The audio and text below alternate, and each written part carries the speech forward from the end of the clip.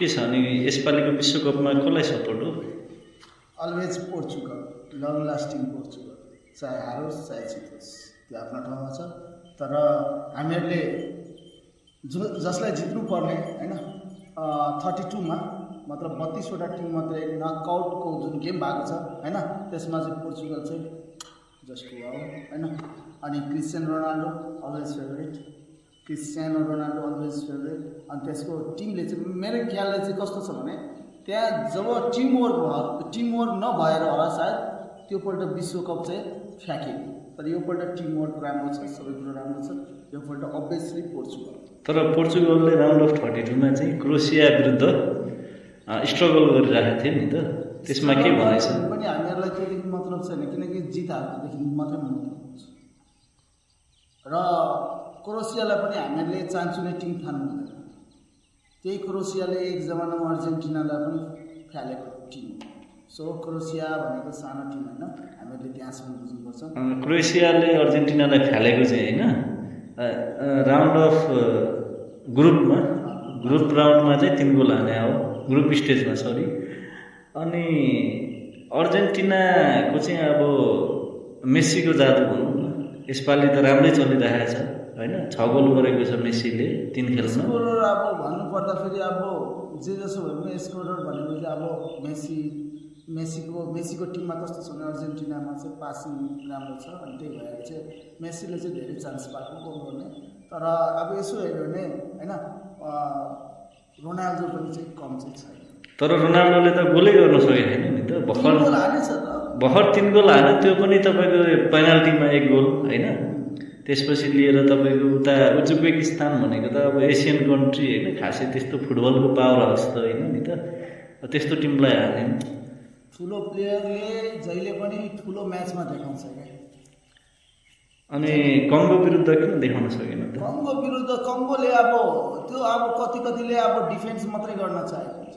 अब 11को 11 प्लेयर अब डिफेन्सिभ मात्रै खेल्यो भने त्यहाँ अभियसली गोल हुँदैन, ड्रो नै हुन्छ। त्यही हो। अनि फर इक्जाम्पल यदि स्पेनसँग छ अब राउन्ड अफ 16 हार्यो भने चाहिँ तपाईँको सपोर्ट कसलाई रहन्छ? अब अभियसली यदि चाहिँ पोर्चुगल हार्यो भने त्यसपछि चाहिँ म फ्रान्स जान्छु। किलियन एम्बापे किनकि नयाँ छ, राम्रो गेम पनि खेलिरहेको छ होइन। अनि तपाईँको अर्जेन्टिनाप्रति चाहिँ किन यस्तो निराशावादी सोच? अर्जेन्टिना भन्ने बित्तिकै मलाई किन निराशावादी लाग्छ भने किनकि अर्जेन्टिना भन्ने देशमा चाहिँ नेपालको झन्डा एकपल्ट जलाएको थियो, त्यही कारणले पनि मलाई नराम्रो। र प्लस उतातिर हामीहरू जुन नेपाली जान्छौँ त्यसमा सम्मान, जुन अरू देशमा जुन सम्मान हुन्छ त्यो चाहिँ छैन अर्जेन्टिना। So that's why. त्यो के फ्याक्चुअल कुरा कि आफैले बनाउनु भयो? होइन, त्यो फ्याक्ट कुरो हो। अहिले पनि नेपालको झन्डा चाहिँ प्रत्येक वर्ष चलाइरहेको छ अर्जेन्टिनामा, त्यही कारणले पनि म चाहिँ त्यहाँ चाहिँ। वाट इफ यदि अर्जेन्टिनाले जित्यो भने? जित्यो भने जित्यो, के गर्न सक्छ। 4वटा स्टार थप्छ आफ्नो जर्सीमा। बट लङ लास्टिङमा चाहिँ अर्जेन्टिनाको फ्यान छ। र हुँदा पनि हुँदिनँ यदि मैले भन्नु न म त्योपल्टको विश्वकप फ्रान्स हार्दाखेरि अर्जेन्टिनासँग म लास्टै दिएँ। किनकि म चाहिँ चाहन्थेँ त्यति बेला चाहिँ फ्रान्सले जित्नु छोडेर। तपाईँले विश्वकप 2022को फाइनल चाहिँ कहाँ र कसको घरमा हेर्नुभएको थियो? मैले चाहिँ खास गरेर परोक शर्मा रिजालको घरमा ठुलो यत्रो टिभी थियो। हामीहरू सरहरू ग्रुपै बसेर राम्रो हेरेका थियौँ होइन। त्यसबाट चाहिँ यसो अब 2 गोलको लिड थियो अर्जेन्टिनाको। त्यति बेला चाहिँ लागिरहेको थियो हार्ला भनेर। तर एम्बापेले जसरी एट्याक गर्यो र 2 गोल लगातार फर्कायो लास्टपछि। त्यो खेलमा एम्बापेले कति गोल गरेको थियो? त्यो मेरो ख्यालले 2 कि 3 गोल छ। 3 गोल गरेको थियो एम्बापेले। मेसीले 2 गोल पनि 2 गोल गरेको थियो र डिमारियाले 1 गोल गरेको थियो। र मलाई चाहिँ सबभन्दा खुसी चाहिँ कति बेला लागेको थियो यो जुन चाहिँ फ्रान्स र अर्जेन्टिना जुन चाहिँ फाइनल पऱ्यो त्योभन्दा अगाडिको जुन चाहिँ फाइनल थियो अर्जेन्टिना भर्सेस जर्मनी, अनि 1 गोलले जितेको थियो। त्यो 2014को फाइनल। त्योभन्दा अगाडि चाहिँ 2018मा फ्रान्स भर्सेस क्रोएसिया थियो होइन। अनि क्रोएसियाले चाहिँ कुन टिमलाई हराएको थियो सेमी फाइनलमा 2018मा? त्यो चाहिँ मलाई इङ्ल्यान्डलाई हराएको थियो। तर क्रोएसिया यसोसम्म हेर्दाखेरि पछाडि जति पनि ब्याकवर्ड हेर्दाखेरि चाहिँ क्रोएसियालाई जसले हराएको छ त्यो फाइनलमा पुगेको छ। फाइनलमा पुगेको छ र फाइनल जितेकै छ। लगभग यता 2014मा तपाईँको कसले हरायो? जर्मनीले हरायो। जर्मनीले पनि हराएको थियो। जर्मनीले क्रोएसियालाई हरायो। अर्जेन्टिना र फ्रान्सले हराएको थियो।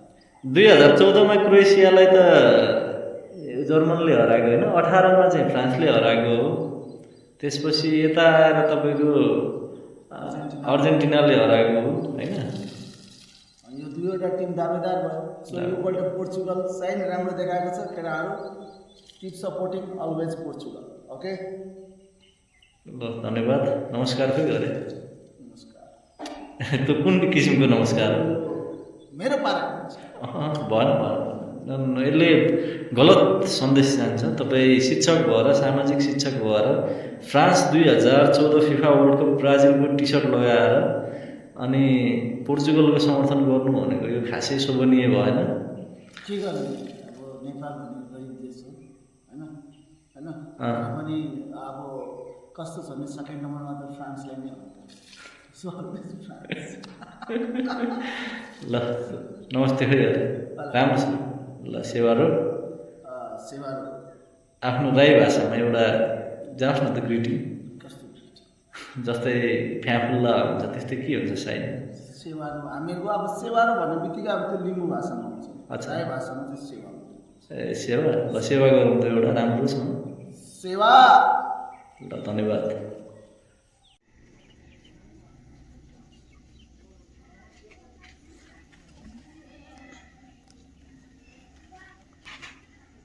तर ब्याट्री त्यही हो, ड्युरेबल हुन 80,000सम्ममा मजाले फर्स्ट ह्यान्ड होइन एप्पल नलिने। ए क्यामेरा राम्रो हुन्छ भने कि क्यामेरा राम्रो भएर के गर्ने? त्यसको चाहिँ त्यो अरू चाहिँ राम्रो हुँदैन। त्यही हो, ब्याट्री लाइफ हुँदैन त्यसको होइन। त्यो ओप्पोको ले न यार, ए भिभोको ले न सबभन्दा दामी हुन्छ। ल म सोचेर भन्छु तँलाई। मैले अस्ति देखाएँ नि, लाइट साइट नले बुझिस् भिभो V60 V70 बुझिस् त्यो राम्रो निस्केछ नि, एकदम दामी छ क्या। क्यामेरा यस्तो बवाल छ नि, पुरै छोड्दैन। क्यामेरा पनि, ब्याट्री ब्याकअप पनि, प्रोसेसर पनि सबै राम्रो छ। यो तीनवटा राम्रो छ।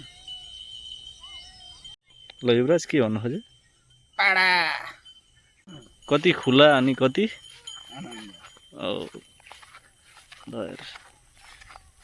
यस्तो ठाउँ भिजिट गर्न पाउनु पनि होइन दामी नै हो। मलाई चाहिँ यस्तै यस्तै मनपर्छ कि आनन्द। ल यस्तो हेर, यहाँ माछा छ कि छैन? यहाँ भ्यागुता धेरै छ। भ्यागुताको बच्चा